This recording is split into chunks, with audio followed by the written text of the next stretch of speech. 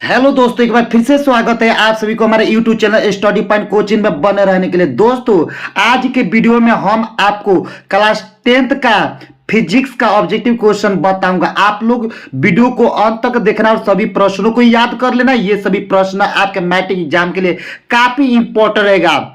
जो आपका हर एक साल एग्जाम में क्वेश्चन आता है, यही क्वेश्चन आपका 2024 में ही पूछा जाएगा। इसलिए दोस्तों, आप लोग पूरे वीडियो को शुरू से अंत तक देखना। काफी आप सभी के लिए कई चैनल पर इंपॉर्टेंट क्वेश्चन मिलने वाला है, इसलिए आप लोग देर किस बात की, अभी ज्वाइन कीजिए स्टडी पॉइंट कोचिंग मस्ती। तो चले दोस्तों, हम वीडियो को स्टार्ट करते हैं। वीडियो को स्टार्ट करने से पहले आप सभी को बता देते कि अगर आप इस चैनल पर पहली बार होंगे तो प्लीज आप लोग चैनल को सब्सक्राइब कर लीजिए, ताकि नए नए वीडियो का नोटिफिकेशन सबसे पहले आपके पास तक पहुंच सके। तो अगर आप नए नए वीडियो का नोटिफिकेशन पाना चाहते हैं तो सबसे पहले आप चैनल को सब्सक्राइब कर लीजिए और बेल घंटी को ऑन कर लीजिए और वीडियो को अधिक से अधिक संख्या में शेयर करना। तो चले दोस्तों, इस वीडियो के मेरा पहला प्रश्न होगा। देखिए, सबसे पहले आपके प्रश्न का हेडिंग ये बोलता है कि प्रश्न संख्या 1 से 50 तक के प्रत्येक प्रश्न के साथ 4 विकल्प दिए गए, जिनमें से एक सही है तो अपने द्वारा चुने गए विकल्प को उमर सीट पर चिन्हित करें। तो उमर सीट तो दोस्तों हमारे पास तो है नहीं, हम केवल इस क्वेश्चन को टिक करके करेंगे। आप लोग का उमर सीट में क्या करें, रंगने का आप लोग प्रैक्टिस कीजिएगा। तो चले दोस्तों, इस पहला प्रश्न मेरा है इस वीडियो के कि अवतल दर्पण में वस्तु का प्रतिबिंब होता है। यानी पहला प्रश्न आपका कि अवतल दर्पण में वस्तु का प्रतिबिंब। तो अवतल दर्पण में वस्तु का प्रतिबिंब कैसा होता है? आभासी होता है। पहला ऑप्शन है कि आभासी, दूसरा ऑप्शन है कि वास्तविक, तीसरा बोलता है किसी प्रकार का नहीं, चौथा बोलता है क्या, डी बोलता है कि दोनों प्रकार का बनता है। तो दोस्तों, अवतल दर्पण वस्तु का जो प्रतिबिंब बनता है दोनों प्रकार का बनता है, इसलिए इस क्वेश्चन का सही जवाब होगा आपका ऑप्शन नंबर डी, यानी दोनों प्रकार का। उसी प्रकार आप लोग का दूसरा प्रश्न है इस वीडियो के कि उत्तल दर्पण में वस्तु का प्रतिबिंब आभासी होता है कि वास्तविक होता है, किसी प्रकार का नहीं बनता है कि दोनों प्रकार के बनता है। तो दूसरा नंबर के सही जवाब होगा आपका कि उत्तल दर्पण में वस्तु का जो प्रतिबिंब होता है वो कैसा होता है? आभासी होता है। तो जी हाँ दोस्तों, इस प्रश्न का मेरा सही जवाब होगा ऑप्शन नंबर ए, यानी आभासी होता है। तो तीसरा प्रश्न आपका है, बोल रहे तीसरा प्रश्न कि जब कोई वस्तु अवतल दर्पण के फोकस पर रहती है तो उसका प्रतिबिंब कहां होता है? केंद्रक पर बनता है कि अनंत पर बनता है कि ध्रुव पर बनता है कि दर्पण के पीछे बनता है? तो सही जवाब होगा इस क्वेश्चन के हमारा कि जब वस्तु का अवतल दर्पण के फोकस दूरी पर रहता है तो उसका प्रतिबिंब कहां बनता है? तो अनंत पर बनता है। सही जवाब होगा आपके ऑप्शन नंबर बी। तीसरा प्रश्न के ऑप्शन होगा क्या? बी, यानी सही जवाब होगा अनंत पर बनता है। उसी प्रकार दोस्तों, चौथा प्रश्न है इस वीडियो के मेरा चौथा प्रश्न बोलता है कि निम्नलिखित में से गलत कथन को चिन्हित करिए। यानी गलत, कौन गलत है? गलत को ही क्या करना है, माने टिक करना है। तो आपका बोलते हैं पहला ऑप्शन कि अवतल दर्पण में आभासी प्रतिबिंब बनता है। तो अवतल दर्पण में आभासी प्रतिबिंब बनता है, ये हमारा कि कथन सही है, गलत चुनना है। दूसरा बोलते अवतल दर्पण वस्तु से छोटा आभासी प्रतिबिंब बनता है। तो जी हाँ दोस्तों, यही अवतल दर्पण वस्तु से छोटा आभासी प्रतिबिंब नहीं बनता है। कैसा क्या बनता है? बड़ा बनता है। इसलिए क्वेश्चन के इस ऑप्शन जो दिया है आपका गलत दिया है, इसलिए इस गलत ऑप्शन आपका क्या होगा? बी होगा। ये सही जवाब आपका इस प्रश्न करेक्ट आंसर क्या होगा? ऑप्शन नंबर बी, यानी अवतल दर्पण वस्तु से का छोटा आभासी प्रतिबिंब बनता है। इसके बाद आपका पांचवा प्रश्न है,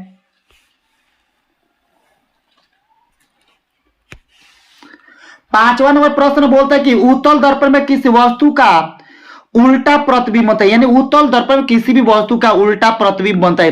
तो ऑप्शन नंबर ए है कि किसी भी शर्त में नहीं, यानी पहला ऑप्शन है किसी भी शर्त में नहीं। तो जी हाँ दोस्तों, इस सही जवाब आपका ऑप्शन नंबर बी होगा, किसी भी शर्त में क्या होगा? उल्टा प्रतिबिंब नहीं बनता है। इसलिए इस क्वेश्चन का सही जवाब होगा ऑप्शन नंबर बी। इसके बाद क्वेश्चन नंबर 5वां है, इस वीडियो के मेरा 5वां प्रश्न बोलता है कि गोलीय दर्पण में बोलता है कि F बराबर क्या होता है, यानी गोलीय दर्पण के सूत्र क्या होते हैं। तो इस क्वेश्चन का सही जवाब होगा कि गोलीय दर्पण में F बराबर R/2 होता है, यानी ऑप्शन नंबर बी होगा। यानी सही जवाब होगा गोलीय दर्पण में F बराबर R/2, यानी फोकस बराबर का त्रिज्या बटा 2। उसी प्रकार दोस्तों 7वां प्रश्न बोलता है कि दाढ़ी बनाने के लिए कौन सा दर्पण का उपयोग किया जाता है। हम क्या करते हैं, दाढ़ी बनाते तो उस समय कौन से दर्पण का यूज करते हैं। 7वां प्रश्न यही है। तो ऑप्शन नंबर ए दिया कि समतल दर्पण, बी दिया अवतल दर्पण, सी दिया उत्तल दर्पण, डी दिया परवलयिक के दर्पण व्यवहार में लाए जाते हैं। तो इसका सही जवाब होगा हमारा कौन सा दर्पण, अवतल दर्पण, यानी ऑप्शन नंबर बी। तो दोस्तों इस क्वेश्चन के मेरा सही जवाब होगा अवतल दर्पण। जब का आपके नाइस जो होता है हजामती दर्पण में हम लोग क्या करते हैं, प्रयोग करते हैं अवतल दर्पण। जब नाइस हमारा बालों के काटता है, हम दाढ़ी बनाते हैं तो छोटे छोटे बालों को क्या करते हैं, ये बारह करके हमारा अवतल दर्पण दिखाने का काम करते हैं, जो आसानी से हम बालों को काट सकते हैं। इसलिए हम लोग क्या करते, दाढ़ी बनाने में किस दर्पण का उपयोग करते हैं, तो अवतल दर्पण का। तो उसी प्रकार दोस्तों हमारा 8वां नंबर प्रश्न है, मोटर में चालक के समीप कौन सा दर्पण लगा होता है, यानी मोटर में चालक के समय उसके नजदीक यानी ड्राइवर के पास में कौन सा दर्पण लगा होता है। यानी जो 4 पहिया, 2 पहिया, 5 पहिया, 10 पहिया जो गाड़ी है उसमें उस कंडक्टर जो चालक है, जो पायलट है, जो ड्राइवर जो का गाड़ी को चलाता है, तो उसके सामने उसके साइड में कौन सा दर्पण लगा होता है। अगर समतल लगा रहता है कि अवतल लगा रहता है कि उत्तल लगा रहता है कि परवलयिक दर्पण लगा रहता है। तो इस प्रकार क्वेश्चन का मेरा सही जवाब होगा दोस्तों ऑप्शन नंबर सी, यानी उत्तल दर्पण। यानी जो बस, ट्रक और क्या मोटरसाइकिल में क्या ये सब हमारा उत्तल दर्पण का उपयोग किया जाता है। वो और उसमें क्या करते हैं, हम साइड के माने किसी भी वस्तु को क्या करते हैं, उत्तल दर्पण में क्या करते हैं, देखते हैं। उत्तल दर्पण क्या दूर की वस्तु को नजदीक करके दिखाने के काम करते हैं, पूरा साफ साफ दिखाने के काम करते हैं। इसलिए हम लोग क्या करते हैं, मोटर गाड़ियों में हम क्या करते हैं, उत्तल दर्पण का प्रयोग करते हैं। तो दोस्तों आप लोग पूरे गौर से वीडियो देखिए, पूरे ध्यान से देखिए, स्टेप बाय स्टेप वीडियो देखना पसंद कीजिए। आप लोग भी इस साल क्या करना है, 400 से ज्यादा नंबर का मैट्रिक एग्जाम में लाना है। अगर 400 से ज्यादा नंबर लाना चाहते हैं तो अभी ज्वाइन कीजिए स्टडी पॉइंट कोचिंग मस्ती। दोस्तों 400 से ज्यादा नंबर लाइए और उपहार में साइकिल प्राइज लेकर जाइए। तो चले दोस्तों इस वीडियो के मेरा 9वां प्रश्न है। 9 नंबर प्रश्न बोलता है कि अवतल दर्पण द्वारा वस्तु का बड़ा प्रतिबिंब तब बनता है जब वस्तु C पर रहती है, C और F के बीच रहती है, F पर रहती है और F और P के बीच रहती है। तो सही जवाब होगा इसका, यानी C पर रहती है, यानी सेंटर पर रहती है। C से क्या होगा, सेंटर यानी केंद्र पर। यानी क्या होगा, जब वस्तु केंद्र पर होगा तब उसका अवतल दर्पण द्वारा उसका प्रतिबिंब जो बनता है वो बड़ा बनता है वस्तु से, ठीक है। उसी प्रकार दोस्तों इस वीडियो के मेरा 10वां प्रश्न है, बोलते कि अवतल दर्पण की फोकस दूरी उसकी वक्रता त्रिज्या के क्या होती है। यानी आधी होती है कि बराबर होती है कि दुगुना होती है कि 4 गुना होती है। तो सही जवाब होगा इसका, हमारा अवतल दर्पण की जो फोकस दूरी होती है वो क्या होती है, आधी होती है। यानी वक्रता त्रिज्या क्या होगी, आधी होगी। तो सही जवाब होगा हमारा ऑप्शन नंबर ए, यानी अवतल दर्पण की फोकस दूरी क्या होगी, वक्रता त्रिज्या के आधी होगी। उसी प्रकार दोस्तों मेरा 11 नंबर प्रश्न है कि एक अवतल दर्पण की फोकस दूरी 10 सेंटीमीटर है तो उसकी वक्रता त्रिज्या होगी 10 सेंटीमीटर, 20 सेंटीमीटर, 5 सेंटीमीटर, 40 सेंटीमीटर।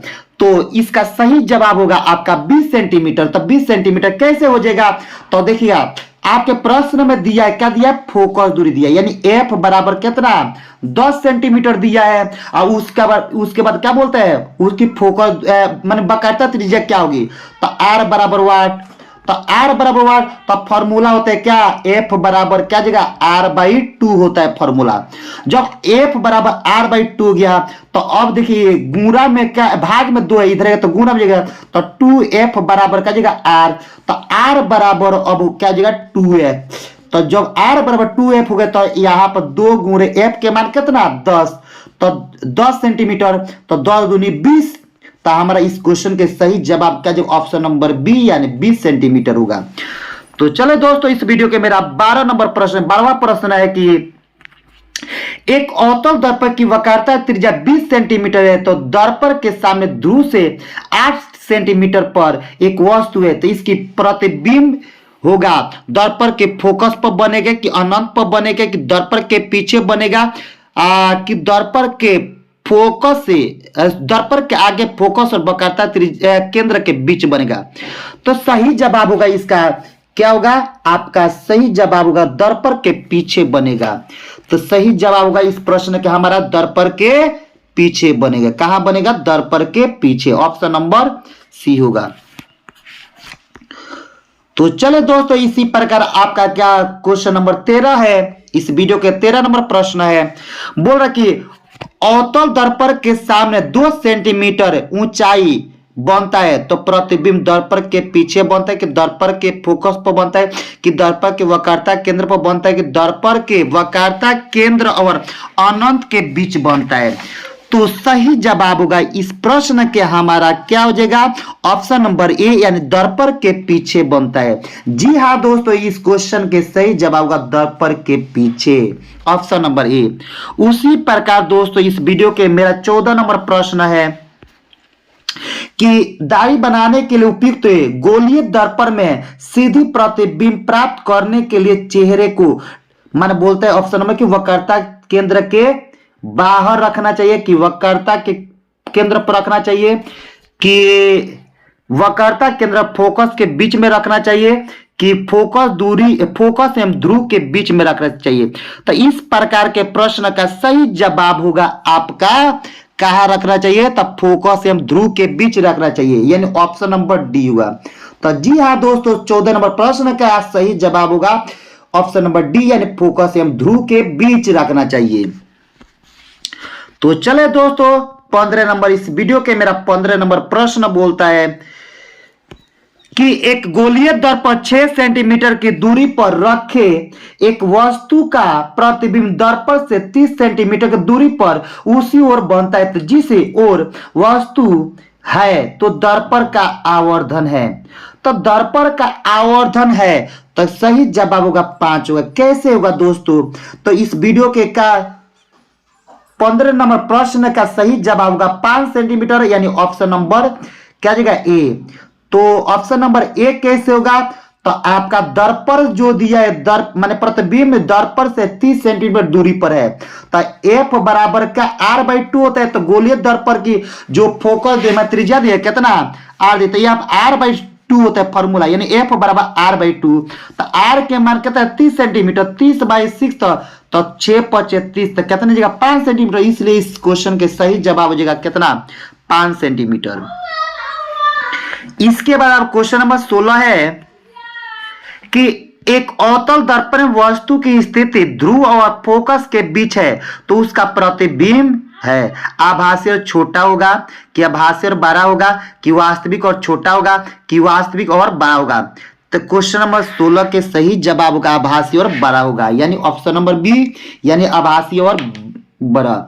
इसके क्वेश्चन नंबर का 17 है आपका, देखिए यहां पर ट है ना, तो ट नहीं क्या अ होगा, तो इस क्या जगह अवतल, इसको क्या बोलेंगे अवतल दर्पण द्वारा बना प्रतिबिंब आभासी तथा सीधा होता है जब वस्तु फोकस पर है होता है, फोकस तथा दर्पण के बीच होता है, वक्रता के त्रिज्या पर होता है, अनंत पर होता है। तो सही जवाब होगा इसका क्या जगह, यानी माने वस्तु का फोकस तथा दर्पण के बीच में होता है, यानी फोकस तथा दर्पण के बीच, यानी ऑप्शन नंबर बी होगा। 17 नंबर प्रश्न के ऑप्शन नंबर क्या जगह बी होगा सही, यानी फोकस तथा दर्पण के बीच में। तो चले दोस्तों, इस वीडियो के मेरा 18 नंबर प्रश्न है, बोलता है कि उत्तल दर्पण से बना प्रतिबिंब होता है, उल्टा होता है कि सीधा होता है, कि हमेशा सीधा होता है, कि उल्टा तरह सीधा होता है, कि इनमें से कोई नहीं।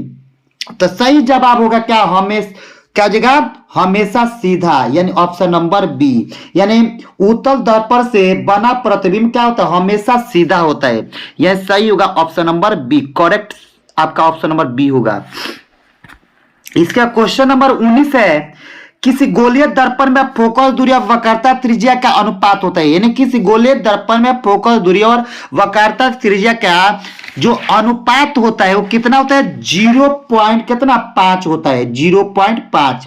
तो सही जवाब होगा ऑप्शन नंबर ए, यानी 0.5। इसके बाद दोस्तों 20 नंबर प्रश्न आपका बोल रहा है कि 10 सेंटीमीटर फोकस दूरी के अवतल दर्पण के सामने 20 सेंटीमीटर की दूरी पर एक वस्तु को रखने पर प्रतिबिंब दर्पण के पीछे बनेगा, कि दर्पण तथा फोकस के बीच बनेगा, कि फोकस पर बनेगा, कि दर्पण के वक्रता केंद्र पर बनेगा।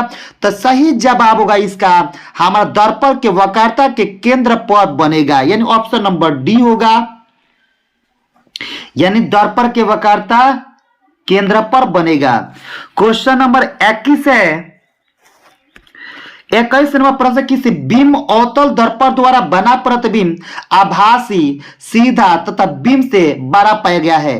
तो बोलते हैं वस्तु की स्थिति कहां होनी चाहिए। तो वस्तु की स्थिति कहां होनी चाहिए, तो सही जवाब होगा कहां होना चाहिए, दर्पण के ध्रुव तथा मुख्य फोकस के बीच होना चाहिए। तो सही जवाब होगा आपके ऑप्शन नंबर डी।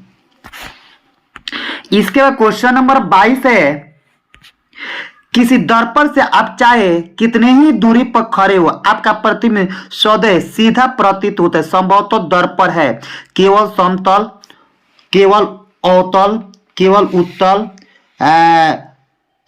समतल अथवा उत्तल। तो सही जवाब होगा आपका क्या, समतल अथवा उत्तल, यानी ऑप्शन नंबर डी।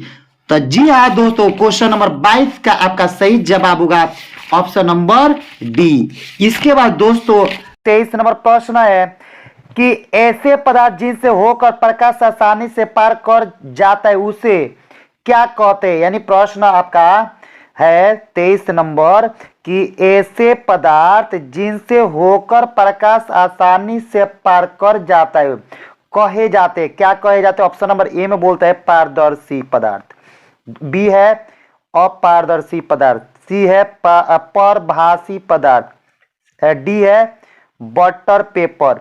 तो सही जवाब होगा इसका ऑप्शन नंबर ए, यानी पारदर्शी पदार्थ। यानी ऐसे पदार्थ जिनसे होकर प्रकाश आसानी से अगर पार कर जाता है तो उसे पारदर्शी पदार्थ कहा जाता है।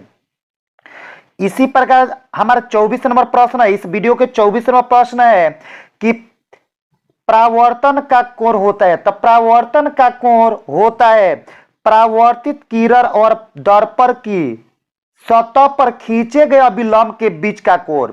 तो जी हाँ दोस्तों, इसी प्रश्न का मेरा सही जवाब होगा क्या, परावर्तित किरण और दर्पण की सतह पर खींचे गए अभिलंब के बीच का कोण।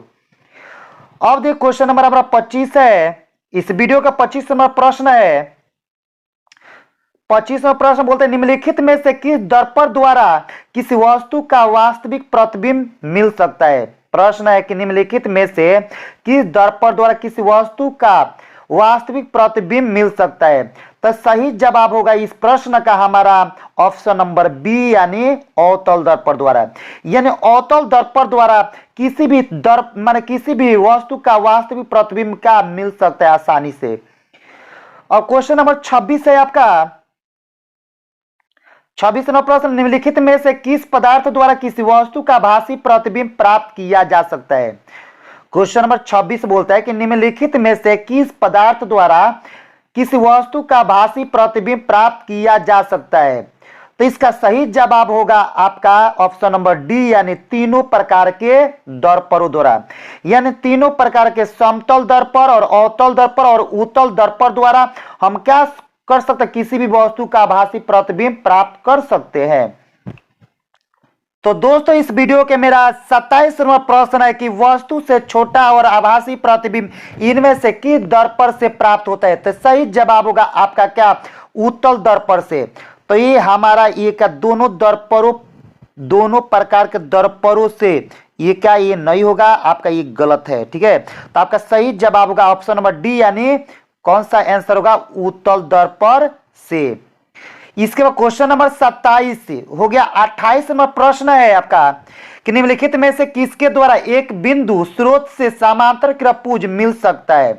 क्वेश्चन, निम्नलिखित में से किसके द्वारा एक बिंदु स्रोत से समांतर त्रिभुज मिल सकता है। तो सही जवाब होगा इसका ऑप्शन नंबर ए, यानी अवतल दर्पण। क्या होगा, अवतल दर्पण, ऑप्शन नंबर ए होगा। इसका क्वेश्चन नंबर 29 है कि कहां पर स्थित होने से वस्तु का प्रतिबिंब अवतल दर्पण के फोकस पर बनता है। क्वेश्चन नंबर 29 है कि कहां पर स्थित होने से वस्तु का प्रतिबिंब अवतल दर्पण के फोकस पर बनता है। तो सही जवाब होगा इसका ऑप्शन नंबर डी, यानी अनंत पर। इसके बाद क्वेश्चन नंबर 30 है आपका।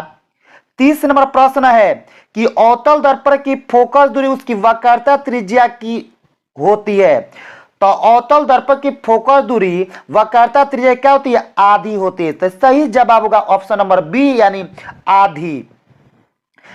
तो उसी प्रकार दोस्तों आप पूरे वीडियो के शुरू से अंत तक आप देखने का प्रयास कीजिए। इस साल भी पक्का आपका 400 से ज्यादा नंबर का आने वाला है। इस कोचिंग से बहुत धाकर रिजल्ट इस 2024 से होने वाला है। दोस्तों आप पूरे वीडियो को शुरू से अंत तक देखिए, आपका भी अगर गौर से वीडियो को देखते हैं तो शुरू से अंत तक तो आपका भी 400 नंबर से ऊपर आ सकता है। इसलिए दोस्तों आप पूरे ध्यान से गौर से देखिए पूरे वीडियो। तो चले दोस्तों, इस वीडियो के मेरा 31वां प्रश्न होगा। 31वां प्रश्न है कि एक अवतल दर्पण में वस्तु की स्थिति फोकस और ध्रुव के बीच हो तो प्राप्त प्रतिबिंब होगा। तो इस क्वेश्चन का मेरा सही जवाब होगा आपका कि आभासी और बड़ा, आभासी और बड़ा, यानी ऑप्शन नंबर सी, यानी आभासी और बड़ा। तो दोस्तों इस वीडियो के मेरा 32वां प्रश्न है कि किसी अवतल दर्पण द्वारा आभासी, सीधा और आवर्धित प्रतिबिंब तब बनता है जब वस्तु की स्थिति होती है। तो वस्तु की स्थिति क्या होती है, दर्पण के ध्रुव और फोकस के बीच, यानी सही जवाब होगा आपके ऑप्शन नंबर डी। इसका क्वेश्चन नंबर 33 है कि मोटर गाड़ी के चालक के सामने लगा होता है। तो मोटर गाड़ी के चालक के सामने लगा होता है उत्तल दर्पण। कौन सा दर्पण, उत्तल दर्पण। तो दोस्तों इस क्वेश्चन के मेरा सही जवाब होगा उत्तल दर्पण, यानी ऑप्शन नंबर बी। इसके बाद क्वेश्चन नंबर 34 है कि उत्तल दर्पण द्वारा बना प्रतिबिंब होता है। तो उत्तल दर्पण द्वारा बना प्रतिबिंब हमेशा क्या होता है, सीधा होता है। तो उत्तल दर्पण द्वारा बना प्रतिबिंब, तो दोस्तों मेरा 34वां प्रश्न है कि उत्तल दर्पण द्वारा बना प्रतिबिंब क्या होता है, काल्पनिक और सीधा होता है। काल्पनिक और सीधा, यानी ऑप्शन नंबर बी। सही जवाब होगा आपके काल्पनिक और सीधा, ऑप्शन नंबर बी इस क्वेश्चन के। इसका क्वेश्चन नंबर 35 है कि उत्तल दर्पण द्वारा बना प्रतिबिंब होता है। तो उत्तल दर्पण द्वारा बना प्रतिबिंब होता है हमेशा सीधा। सही जवाब होगा आपके ऑप्शन नंबर ए। इसके बाद क्वेश्चन नंबर मेरा 36 है कि एक दर्पण से किसी भी दूरी पर रखी एक वस्तु का सीधा प्रतिबिंब ही प्राप्त होता है। दर्पण हो सकता है। तो ऑप्शन नंबर ए है समतल, उत्तल, ऑप्शन नंबर बी है उत्तल, सी है कि समतल अथवा उत्तल, डी है अवतल। तो सही जवाब होगा आपके ऑप्शन नंबर सी, यानी समतल अथवा उत्तल। इसके बाद क्वेश्चन नंबर मेरा 37 है कि संबंध F बराबर R/2 सत्य है। तो इस क्वेश्चन के मेरा सही जवाब होगा कि उत्तल तथा अवतल दोनों प्रकार के दर्पणों के लिए, उत्तल तथा अवतल दोनों प्रकार के दर्पणों के लिए, ऑप्शन नंबर सी। इसका क्वेश्चन नंबर 38 है। इस वीडियो के मेरा 38वां प्रश्न है कि एक गोलीय दर्पण द्वारा बने प्रतिबिंब का आवर्धन m1 ऋणात्मक है। तो इसका अर्थ यह है कि प्रतिबिंब क्या वस्तु से छोटा है, कि वस्तु से बड़ा है, कि सीधा है, कि उल्टा है। तो जी हाँ दोस्तों, इस क्वेश्चन के मेरा सही जवाब होगा ऑप्शन नंबर क्या जगह डी, यानी उल्टा। इसके बाद मेरा क्वेश्चन नंबर 39 है। इस वीडियो के मेरा 39वां प्रश्न है कि हवा या निर्वात में प्रकाश का चाल होता है। तो हवा या निर्वात में प्रकाश का चाल होता है 3 × 10⁸ मीटर प्रति सेकेंड। तो सही जवाब होगा आपके ऑप्शन नंबर डी, यानी 3 × 10⁸ मीटर प्रति सेकेंड।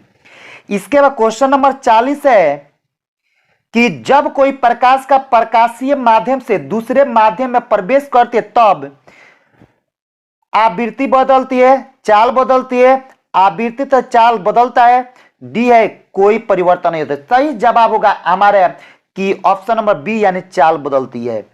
यानी जब भी कोई प्रकाश का प्रकाशीय माध्यम से अगर दूसरे माध्यम में प्रवेश करते नहीं, एक माध्यम से दूसरे माध्यम में प्रवेश करके तो इसका का चाल बदलेगा। इसका क्वेश्चन नंबर 41 है कि एक माध्यम से दूसरे माध्यम में जाने में प्रकाश की किरण मुड़ जाती है तो बोलता है कि किरण मुड़ने को कहा जाता है। तो किरण को मुड़ने को क्या कहा जाता है? तो अपवर्तन कहा जाता है। तो सही जवाब होगा आपका ऑप्शन नंबर सी यानी अपवर्तन कहा जाता है। यानी मुड़ने की घटना को क्या बोला जाता है? अपवर्तन बोला जाता है। जब भी कोई माने प्रकाश एक माध्यम से दूसरे माध्यम में अगर जाने में प्रकाश की जो किरण मुड़ती है तो वही मुड़ने को ही क्या बोला जाता है? अपवर्तन बोला जाता है। इसके बाद क्वेश्चन नंबर मेरा 42 है कि जब प्रकाश एक माध्यम से दूसरे माध्यम में जाता है तब अपवर्तन होता है। तो सही जवाब होगा ऑप्शन नंबर ए यानी प्रकाश की चाल में क्या होता है? परिवर्तन के कारण होता है। तब 42 के सही जवाब होगा ऑप्शन नंबर ए। इसका क्वेश्चन नंबर 43 है कि आपतन कोण आई अपवर्तन कोण आर तथा पहले माध्यम के सापेक्ष दूसरे माध्यम का अपवर्तनांक n/2 हो तो स्नेल का नियम होता है हमारा क्या होगा? यानी n/2 बराबर साइन आई बटा साइन आर यानी ऑप्शन नंबर क्या आ जाएगा? सी हो जाएगा। इसके क्वेश्चन नंबर मेरा 44 है कि जब प्रकाश किरण विरल माध्यम से सघन माध्यम में जाती तब आपतन कोण से अपवर्तन कोण होता है। तो आपतन कोण से अपवर्तन कोण क्या होता है? हमेशा माने छोटा होता है यानी छोटा होगा। ऑप्शन नंबर बी होगा। इसके बाद इस वीडियो के मेरा 45 नंबर प्रश्न है कि हवा में प्रकाश का चाल 3 × 10⁸ मीटर प्रति सेकेंड तथा कांच में प्रकाश का चाल 2 × 10⁸ मीटर प्रति सेकेंड है। तो कांच का निरपेक्ष अपवर्तनांक Ng का मान होगा। तो Ng का मान होगा हमारा का 3/2 यानी सही जवाब होगा क्या? ऑप्शन नंबर ए यानी 3/2। इसके बाद क्वेश्चन नंबर 46 है कि जल तथा कांच का अपवर्तनांक 4/3 और 3/2 है। तो जल का कांच के अपेक्षा अपवर्तनांक होगा। तो कांच के अपेक्षा अपवर्तनांक होगा जो आपका 8/9 होगा। 8/9 ये सही जवाब होगा ऑप्शन नंबर डी यानी 8/9। इसके बाद क्वेश्चन नंबर 47 है जब आपतन कोण का मान क्रांति कोण के बराबर हो तब आपतन कोण होता है। तो आपतन कोण हमेशा माने यहां पर उसका मान होगा कि जब आपतन कोण का जो मान होता है क्रांति कोण के बराबर होगा तो अपवर्तन कोण क्या होगा? 90 डिग्री होगा। तो सही जवाब होगा आपके ऑप्शन नंबर बी यानी 90 डिग्री। इसका क्वेश्चन नंबर 48 है कि पानी में हवा का बुलबुला चमकीला दिखाई देता है। इसका कारण क्या होता है? तो पानी में हवा का बुलबुला चमकीला दिखाई देता है उसका वजह होता है कि पूर्ण आंतरिक परावर्तन या पूरा के पूरा का आंतरिक परावर्तन होता है इसलिए वो चमकीला क्या होता है? हमारे हवा का बुलबुला माने चमकीला दिखाई देता है पानी में। इसके क्वेश्चन में 49 है कि कोई प्रकाश किरण कांच की एक स्लेब पर 30 डिग्री के कोण पर आपतित होती है। तो स्लेब के दूसरे सतह से निर्गत किरण अभिलंब के साथ कोण बनाएगा। तो अभिलंब के साथ वो हमेशा कितना डिग्री कोण बनाएगा? 30 डिग्री कोण बनाएगा। ऑप्शन नंबर सी होगा 30 डिग्री। इसके बाद क्वेश्चन नंबर हमारा 50 है कि जल में स्थित किसी वस्तु को हवा से देखने पर वस्तु की आभासी गहराई वास्तविक गहराई से क्या होता है? तो हमेशा यहां पर क्या होगा? कम ही होगा। यानी जल में स्थित जब भी किसी वस्तु को हवा से देखने पर वस्तु का आभासी गहराई जो होता है वो क्या होता है? कम होता है। इस क्वेश्चन के सही जवाब होगा ऑप्शन नंबर बी। तो जी हाँ दोस्तों, आप लोग का आज का वीडियो कैसा लगा आप लोग कमेंट करके जरूर बताइएगा। आप लोग काफी इंपॉर्टेंट क्वेश्चन आप लोग के लिए हम इस चैनल पर लेकर आते रहते हैं। आप लोग के पक्का इस साल भी क्या होगा? धाका रिजल्ट होने वाला 400 से भी ज्यादा नंबर आएगा। आप लोग भी क्या करिए? इस चैनल पर जुड़ जाइए। आप लोग भी अपने सपने को का पूरा करिए, 400 नंबर लाइए और अपने गांव, मोहल्ले और टोला, अपने जिला और अपने देश और अपने मम्मी पापा के नाम रोशन कीजिए। फिर मिलेंगे आप लोग किसी नेक्स्ट डे, तब तक जय हिंद जय भारत।